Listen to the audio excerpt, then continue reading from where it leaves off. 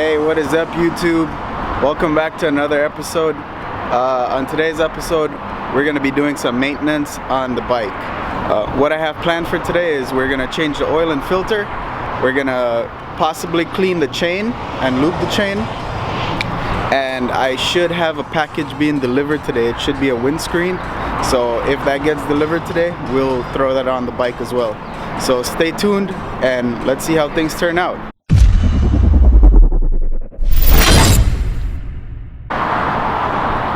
Alright, so the first thing I went ahead and did, I threw the bike up on the bike stand just to get it ready for the oil change. The next thing that I'm going to do is turn it on. Let me see if I can get you guys set up in a good spot. Nope, that's not very good.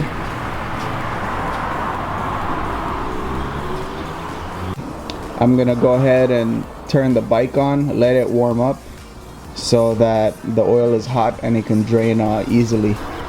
This is something that I've always done on my cars and on anything that I've ever done an oil change on. I always turn it on and let it warm up just to heat up the oil.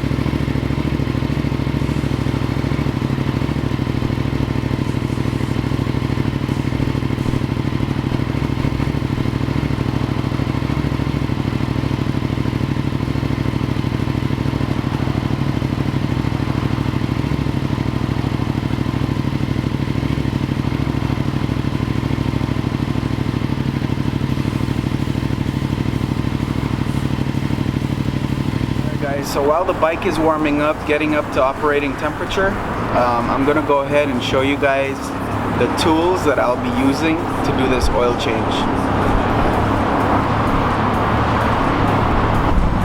Okay, so first up, we have this synthetic motor oil that I bought on Amazon. It's Motul 10W40 oil. I've never ran synthetic oil in my bike before.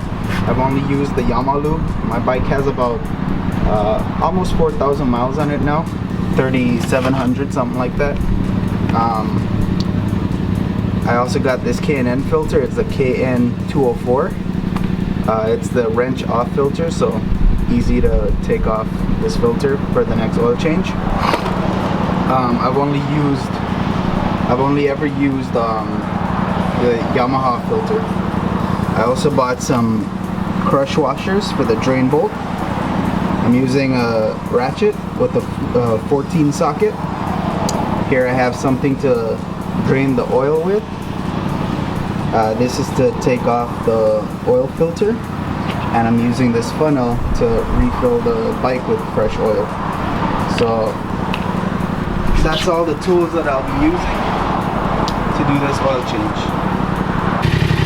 So the bike's up to temperature right now, so I'm just going to go ahead and shut it off.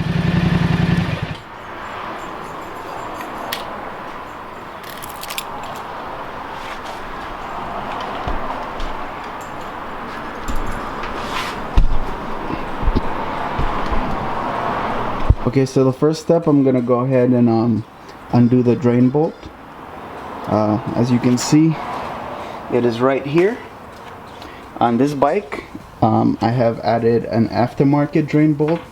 I did this when I did the first oil change on the bike. This one is actually a magnetic drain bolt, so it catches all of the metal shavings or whatever the bike may produce while running it. It catches it all in the oil pan and it sticks to the magnet on the drain bolt. So that's pretty effective. You don't want the metal shavings just circulating in the engine, because that could cause premature engine wear.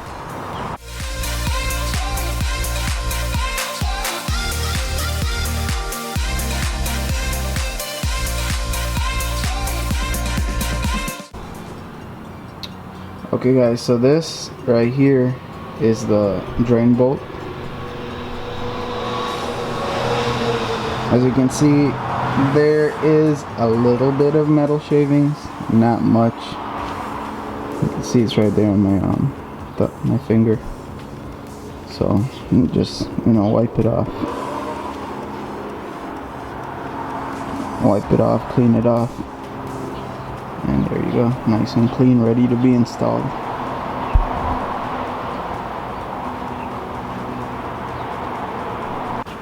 So I'll just use the oil filter wrench to get a better grip on it.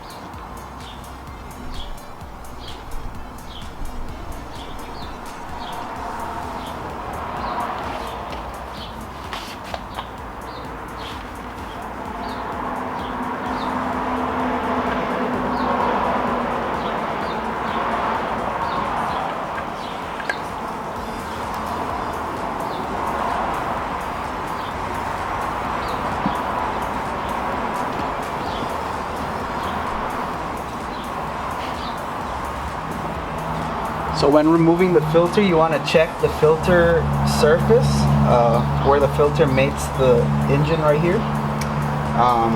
You want to make sure that this rubber O-ring hasn't stuck to that mating surface, because if you reinstall the new oil filter, that will cause a leak. So yeah, just give it a second to drain. So what I like doing while the oil is draining, I just like throwing a little bit of oil in the crankcase and just letting the oil drain out. I mean, it's just like something that I've always done. It's like my thing. Just pour some fresh oil in and let it just drain straight through.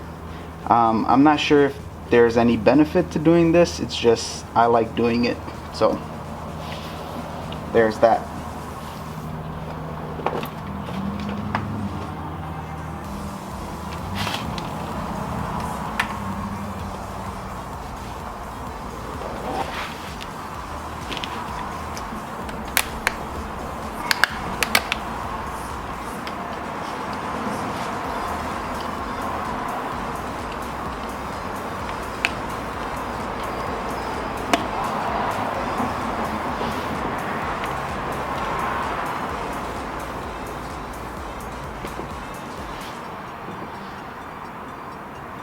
Whoa, this oil is red.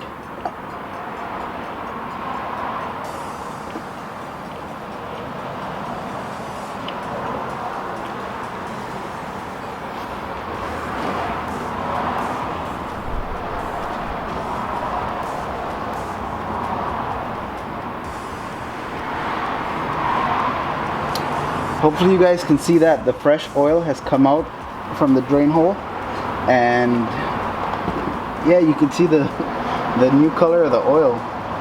I wasn't expecting it to be red.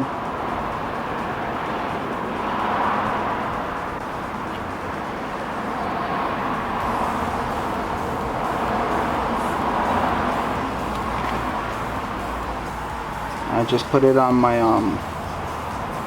drain bolt, and then I just thread it back in.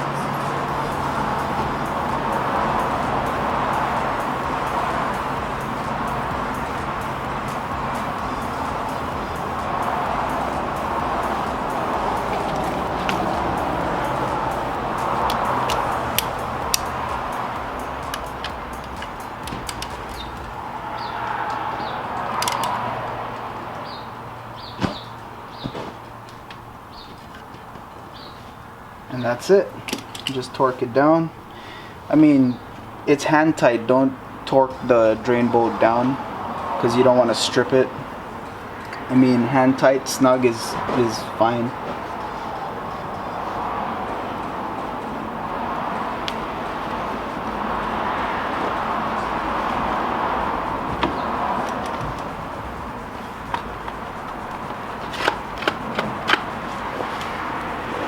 The next thing I do is I get the oil filter.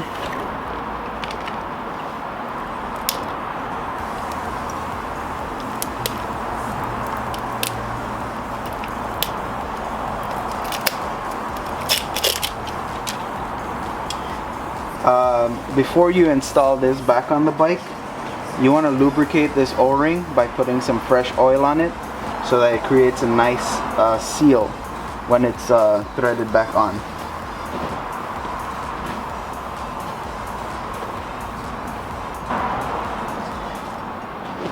Usually I would fill this up with oil just because when you turn the bike on, the oil pressure stays low because it takes some time to fill this oil filter up with oil. So it could be bad for the bike, I don't know, but it's just a mess filling this back up and then inserting it back on the bike because, you know, it's at a 90-degree angle and all the oil is just gonna rush out from underneath. So it's just a waste of time and a big mess.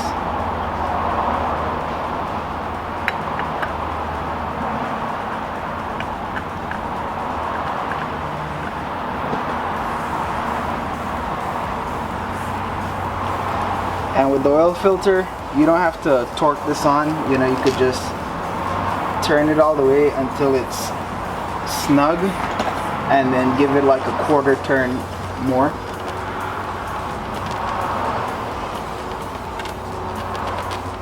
There it is. And that should be enough for the oil filter. So now we could go ahead and refill the bike with oil. This bike takes about 2.7 quarts of oil. So I'll just fill it up until I'm comfortable. There's a glass circle right here that you could see the level of the oil. And so I'm just gonna fill it up until I'm comfortable with where the oil level is.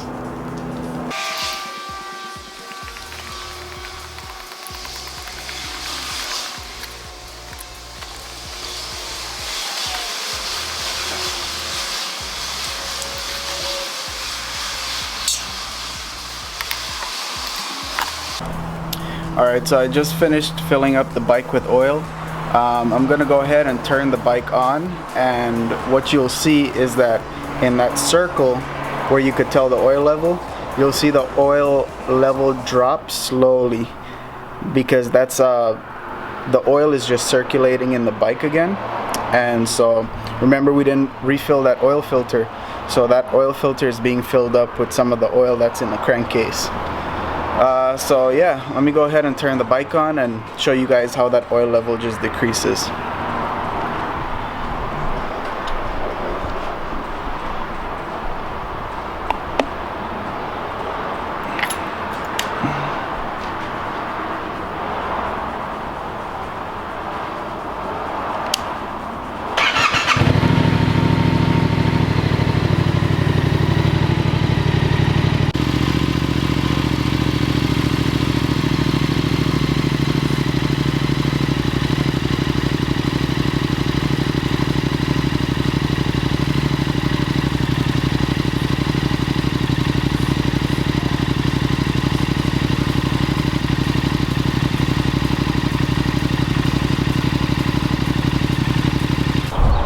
Alright, so you guys saw that the oil level went down after I turned the bike on for about 20 seconds or so. As you would have noticed, the bike is on stands, so it is at an angle, basically leaning forward. That doesn't exactly give us the most accurate reading of the oil level. So what I'll go ahead and do is take the bike off the stands and try to, you know, hold it up straight and then check the oil level. And basically that's how you would tell that you have the correct amount of oil in your bike.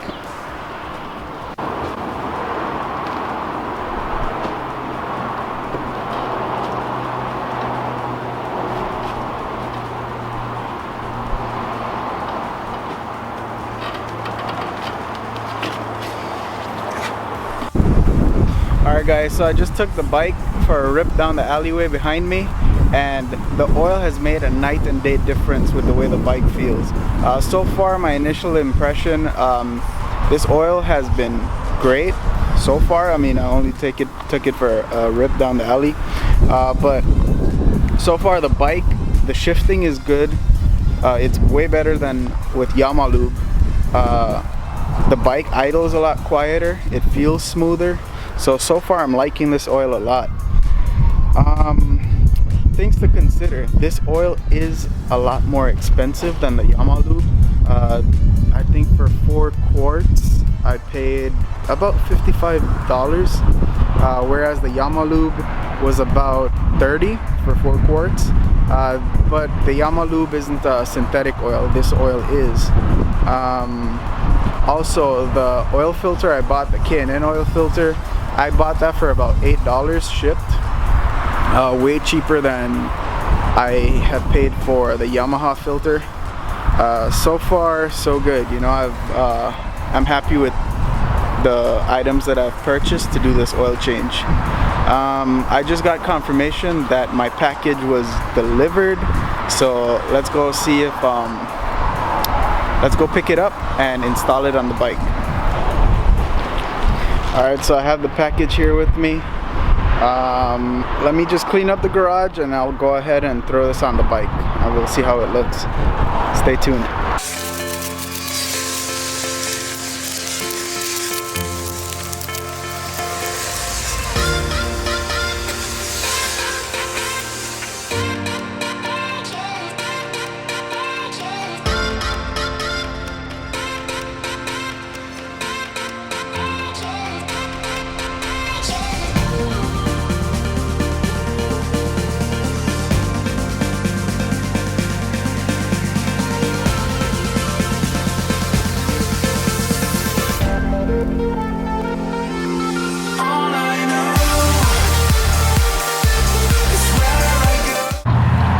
Alright, so I just completed the install on the windscreen. It looks fantastic.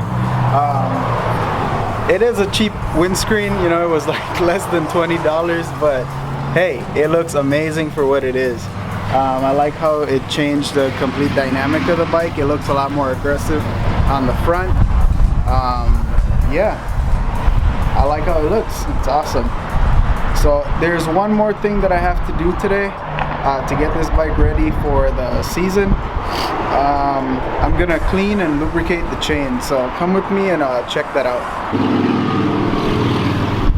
In this bottle here, I have kerosene with some water. So this is what I use to clean the chain. This is good because it actually doesn't harm the O-rings that are here in the chain, as opposed to if you use like brake clean or something like that, because the brake clean can dry out the O-rings. This is what I use to clean the chain, and here is what I use to lubricate the chain. In addition to using the kerosene, I also have a grunge brush. I picked this up on Amazon as well. You know, I could probably about 10-12 bucks, something like that. This is a pretty neat tool because it has 3-sided bristles, and this helps you to clean 3 sides of the chain all at once. So if I use it like this, it's cleaning the top, the bottom, and the outer side of the chain. And then I could use it like this to clean the back side using the top brush. So yeah, this is a pretty nice tool, and this is what I use. Okay, I was only able to find 1 glove, so that's gonna have to do.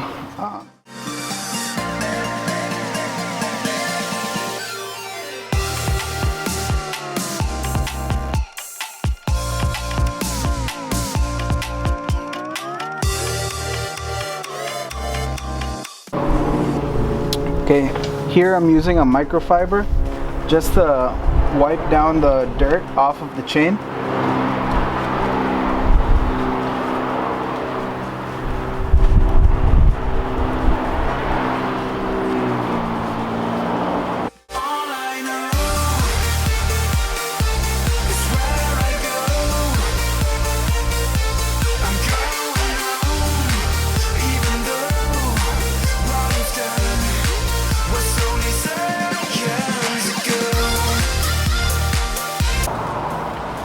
One thing you want to avoid is having this go on your tires, because this is slick, and obviously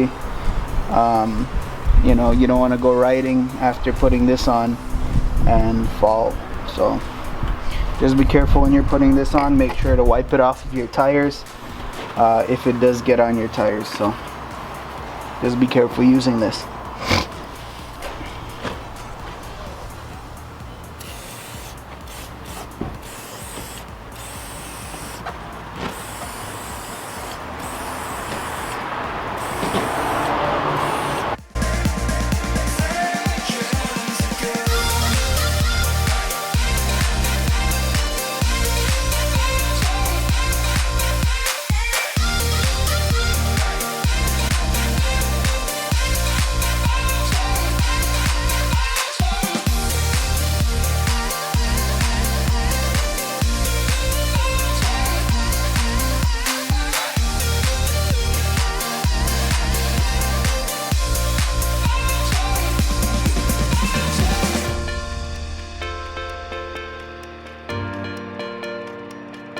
Alright guys, so with that we've come to the end of this video. If you found this video to be informative and entertaining, please give it a thumbs up. It helps me out a lot.